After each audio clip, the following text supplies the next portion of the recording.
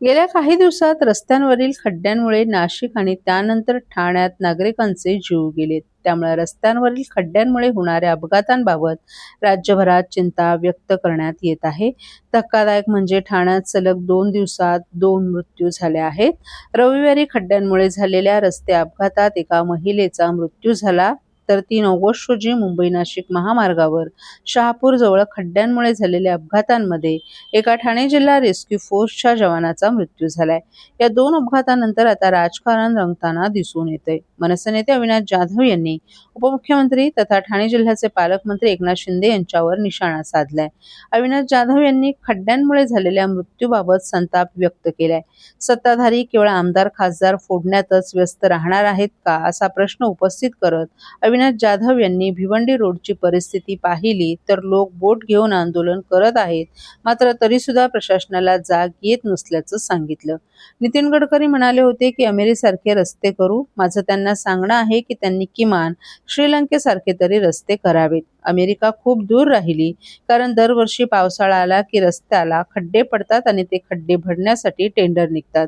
काही कोटी रुपयांचे टेंडर खड्डे बुजवण्यासाठी निघत असतील, पण तरी देखील खड्डे बुजत नसतील तर हे टेंडर काढतात तरी कशाला, असा प्रश्न त्यांनी उपस्थित केलाय. कंत्राटदार कामे करतात की पैसे घेऊन घरी जातात, असा प्रश्न त्यांनी उपस्थित केलाय. ज्यांना खड्डे बुजवण्याचं काम मिळाले तो ते काम करतो का? कारण पोलीस खड्डे बुजवताना दिसून येतात, मग कंत्राटदार कुठे आहेत, असे देखील प्रश्न उपस्थित करत अविनाश जाधव यांनी एकनाथ शिंदे यांच्यावर निशाणा साधलाय. आपले पालकमंत्री सध्या गायब आहेत. ठाण्यात अनेक प्रश्न आहेत आणि त्यावर आपले पालकमंत्री बोलताना दिसून येत नाहीत. एकनाथ शिंदे खूप मोठे आहेत, परंतु मोठे होत असताना ज्या लोकांनी त्यांना मोठं केलं त्यांना विसरू नका ना, म्हणजे झालं, असंही त्यांनी सांगितलं. कारण आज इतके लोक जर रस्त्यात पडून मरणार असतील तर यापेक्षा दुर्भाग्याची बाब ठाण्यासाठी दुसरी काहीही नसेल, असं सांगत अविनाश जाधव यांनी आपला संताप व्यक्त केलाय. संवेदनशील वक्तव्य आहे पोलिसांचं. खरं तर तो काय ज्योतिषी होता का? त्याला पुढे येणारा खड्डा आधी काढाला, बरोबर आहे. ज्यांच्यामुळे खड्डे पडत आहेत किंवा ज्यांनी खड्डे भरण्यासाठी करोडो रुपये सरकारकडनं घेतले त्यांच्यावर गुन्हा दाखल होणं गरजेचं आहे, ना की तुम्ही त्या मुलाच्या दुःखात असताना त्याच्या कुटुंबाला असा प्रश्न विचारणं की तुमच्या मुलाला खड्डा दिसला नाही का. मला असं वाटतं की त्या ज्याने कोणी ज्या पोलिसांनी अशी स्टेटमेंट केली त्यांनी एक दिवस आमच्यासोबत यावं, बाईकवर बसून बाईक चालून दाखवावी आणि समोरचे खड्डे कसे अचानक येतात ते आम्ही त्यांना दाखवून देतो.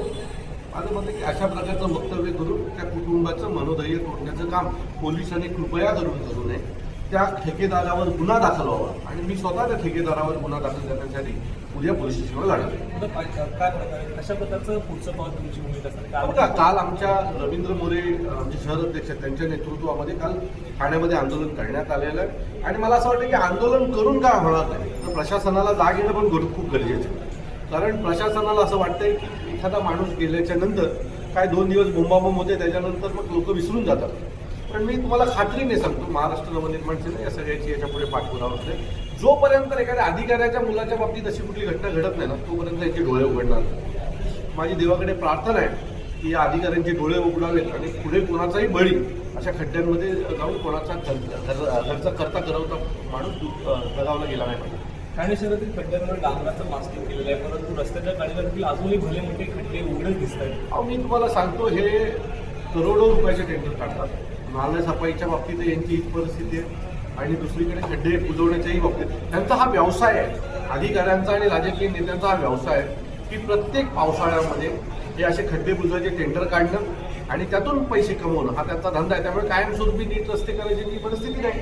घोडबंदरचे खड्डे हे बुजवावे यासाठी किती आंदोलनं झाली, पण आजही तुम्ही घोडबंदरच्या रोडला गेला तर आजही तेवढेच खड्डे आहेत. सो यांना कळत नाही का? यांना सगळं कळतं, परंतु जर हे खड्डे कायमस्वरूपी बुजले तर यांचा पोट कसं भरेल? यांचा पगारावर पोट चालत नाही, यांचं कमिशनवर पोट चालतं. त्यामुळे अशा अधिकाऱ्यांना जोपर्यंत आपण झोडत नाही तोपर्यंत यांना अक्कल येणार. एक वेगळा प्रश्न होता, ठाणे महानगरपालिका